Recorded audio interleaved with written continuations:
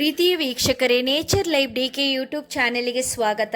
ಇವತ್ತು ನಾವು ಯಾವ ಆರೋಗ್ಯದ ಸಮಸ್ಯೆಗೆ ಸೇಬು ಹಣ್ಣನ್ನು ಯಾವ ರೀತಿ ಬಳಸಬೇಕು ಎಂಬುದನ್ನು ನೋಡೋಣ. ದಿನಕ್ಕೊಂದು ಸೇಬು ವೈದ್ಯರನ್ನ ದೂರವಿಡುವುದು, ಈ ಮಾತನ್ನು ನಾವು ಕೇಳುತ್ತಲೇ ಇರುತ್ತೇವೆ. ಏಕೆಂದರೆ ಬೇರೆಲ್ಲ ಹಣ್ಣುಗಳಿಗಿಂತ ಸೇಬಿನಲ್ಲಿರುವ ಪೋಷಕಾಂಶಗಳೇ ಇದಕ್ಕೆ ಕಾರಣ. ಪ್ರತಿದಿನ ಸೇಬು ಹಣ್ಣೊಂದನ್ನು ತಿನ್ನುವ ಮೂಲಕ ದೇಹಕ್ಕೆ ಅಗತ್ಯವಾದ ಪ್ರಮಾಣದ ವಿಟಮಿನ್ಗಳು, ಖನಿಜಾಂಶಗಳು ಮತ್ತು ಆಂಟಿ ಆಕ್ಸಿಡೆಂಟ್ಗಳಿರುವಂತಹ ವಿಟಮಿನ್ ಸಿ, ವಿಟಮಿನ್ ಕೆ ಮತ್ತು ಪೊಟ್ಯಾಷಿಯಂ ದೊರಕುತ್ತದೆ. ಸೇಬು ಹಣ್ಣಿನಿಂದ ಆರೋಗ್ಯಕ್ಕೆ ಆಗುವ ಪ್ರಯೋಜನಗಳು ಏನು? ಆರೋಗ್ಯಕರ ಬಿಳಿ ಹಲ್ಲುಗಳನ್ನು ಕಾಪಾಡುತ್ತದೆ. ಸೇಬನ್ನು ನುಂಗುವುದು ಅಥವಾ ಅಗಿಯುವುದು ಬಾಯಲ್ಲಿ ಲಾಲಾರಸದ ಉತ್ಪಾದನೆಯನ್ನು ಉತ್ತೇಜಿಸುತ್ತದೆ.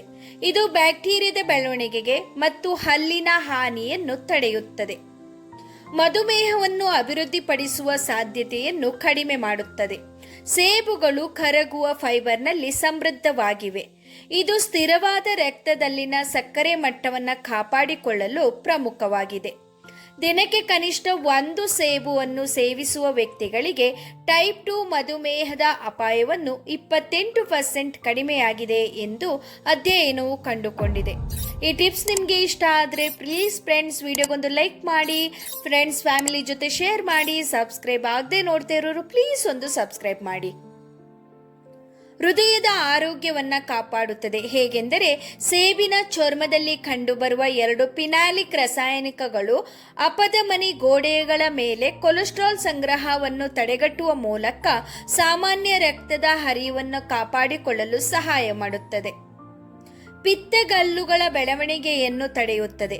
ಪಿತ್ತಕೋಶದ ಪಿತ್ತರಸವು ಹೆಚ್ಚು ಕೊಲೆಸ್ಟ್ರಾಲ್ನ ಪರಿಣಾಮವಾಗಿ ಗಣನೀಕರಣಗೊಂಡಾಗ ಪಿತ್ತಗಲ್ಲುಗಳು ರೂಪುಗೊಳ್ಳುತ್ತವೆ.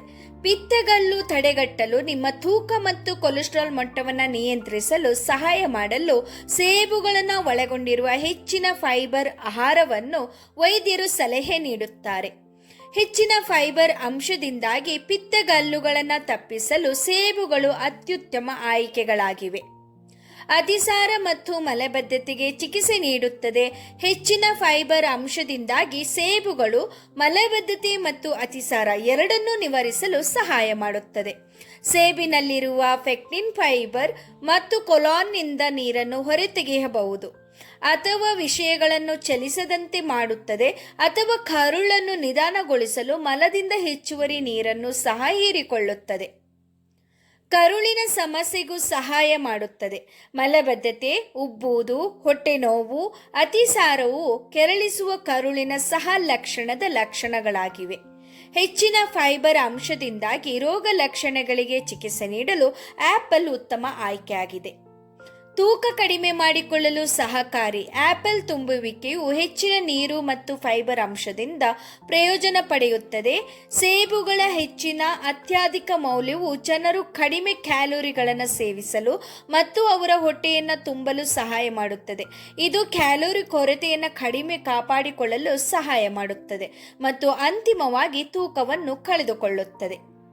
ಮನೆಮದ್ದಾಗಿ ಸೇಬು ಹಣ್ಣನ್ನು ಹೇಗೆ ಉಪಯೋಗಿಸಿಕೊಳ್ಳಬಹುದು? 1. ತಲೆನೋವಿಗೆ. ಆಗಿಂದಾಗೆ ಬರುವ ತಲೆನೋವಿಗೆ ಕೇವಲ ಈ ಹಣ್ಣಿನ ಸೇವನೆಯಿಂದ ಉಪಯೋಗವಾಗುತ್ತದೆ.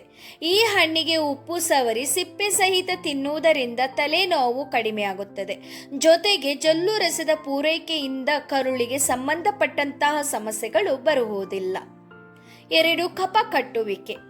ಆಗಿಂದಾಗೆ ಕಫ ಆಗುತ್ತಿರುವವರಿಗೆ 40 ದಿನಗಳ ಕಾಲ ಸತತವಾಗಿ ಪ್ರತಿನಿತ್ಯ ಕೇವಲ 1 ಹಣ್ಣನ್ನು ಊಟದ ನಂತರ ಸೇವಿಸುತ್ತಾ ಬಂದರೆ ಕಫ ಕಟ್ಟುವುದು ನಿವಾರಣೆಯಾಗುತ್ತದೆ.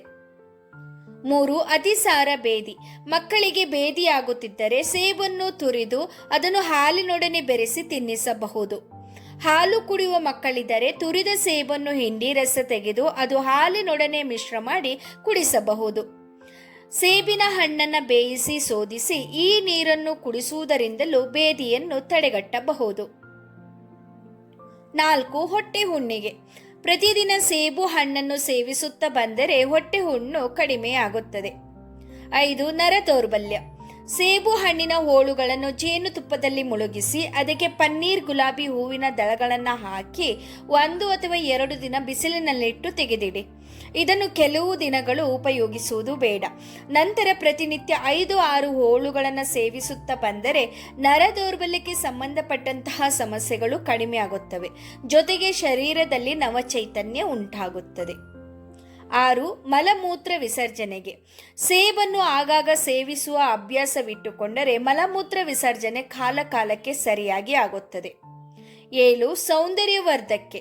ಸೇಬು ಹಣ್ಣನ್ನು ತುರಿದು ಮುಖಕ್ಕೆ ಲೇಪನ ಮಾಡಿಕೊಂಡರೆ ಮೊಡವೆ ಗುಳ್ಳೆಗಳು ಕಡಿಮೆಯಾಗಿ ಮುಖದ ಚರ್ಮವು ಕಾಂತಿಯುತವಾಗಿರುತ್ತದೆ. 8. ಕಣ್ಣಿನ ಸಮಸ್ಯೆಗೆ. ಸೇಬನ್ನು ತುರಿದು ಕಣ್ಣು ಮುಚ್ಚಿ ಕಣ್ಣಿನ ಮೇಲೆ ಪೂರ್ಣವಾಗಿ ಹರಡಿ ತೆಳುವಾದ ಬಟ್ಟೆಯನ್ನು ಕಟ್ಟಿ ಅಥವಾ ಹಾಗೆಯೇ ಅರ್ಧ ಗಂಟೆ ನಂತರ ಸ್ವಚ್ಛಗೊಳಿಸಿ. ಈ ರೀತಿ ಹಲವು ದಿನಗಳ ಕಾಲ ಮಾಡಿದರೆ ಕಣ್ಣಿನ ಸಮಸ್ಯೆಗಳು ಕಡಿಮೆಯಾಗುತ್ತದೆ, ಕಣ್ಣಿನ ದೃಷ್ಟಿಯು ಉತ್ತಮವಾಗುತ್ತದೆ. 9. ಸೇಬು ಟೀ. 1 ಸೇಬು ಹಣ್ಣು ಮತ್ತು 1 ನಿಂಬೆಹಣ್ಣು ಇವುಗಳನ್ನು ಕತ್ತರಿಸಿ ನೀರಿನಲ್ಲಿ ಬೇಯಿಸಿ 15 ನಿಮಿಷ ಮುಚ್ಚಳ ತೆಗೆಯಬೇಡಿ. ನಂತರ ಶೋಧಿಸಿಕೊಂಡು ನೀರನ್ನು 21 ದಿನಗಳ ಕಾಲ ಸೇವಿಸಿ. ಇದರಿಂದ ಹೊಸ ಚೈತನ್ಯ ಬಂದು ಸೋಮಾರಿತನ, ಜಡ್ವತ್ತ ದೂರವಾಗಿ ಸಂಧಿವಾತ ಸಮಸ್ಯೆಗಳು ದೂರವಾಗುತ್ತವೆ. ಕೀಲುಗಳಿಗೆ ಪುಷ್ಟಿ ಬರುತ್ತದೆ ಮತ್ತು ಕೀಲು ನೋವಿಗೆ ಉತ್ತಮ ಪರಿಹಾರ ಸಿಗುತ್ತದೆ. 11. ಜ್ಞಾಪಕ ಶಕ್ತಿಗೆ. ಪ್ರತಿನಿತ್ಯ ಸೇಬು ಹಣ್ಣನ್ನು ಸೇವಿಸುವವರಿಗೆ ಜ್ಞಾಪಕ ಶಕ್ತಿ ಹೆಚ್ಚಾಗಿ ಇರುತ್ತದೆ ಮತ್ತು ವೃದ್ಧಿಯಾಗುತ್ತದೆ. ಈ ಟಿಪ್ಸ್ ನಿಮಗೆ ಇಷ್ಟ ಆಗ್ತಾ ಇದ್ರೆ ಪ್ಲೀಸ್ ಲೈಕ್ ಮಾಡಿ, ಫ್ರೆಂಡ್ಸ್ ಜೊತೆ ಫ್ಯಾಮಿಲಿ ಜೊತೆ ಶೇರ್ ಮಾಡಿ. ಸಬ್ಸ್ಕ್ರೈಬ್ ಆಗದೆ ಇರೋರು ಪ್ಲೀಸ್ ಸಬ್ಸ್ಕ್ರೈಬ್ ಮಾಡಿ. ಧನ್ಯವಾದಗಳು.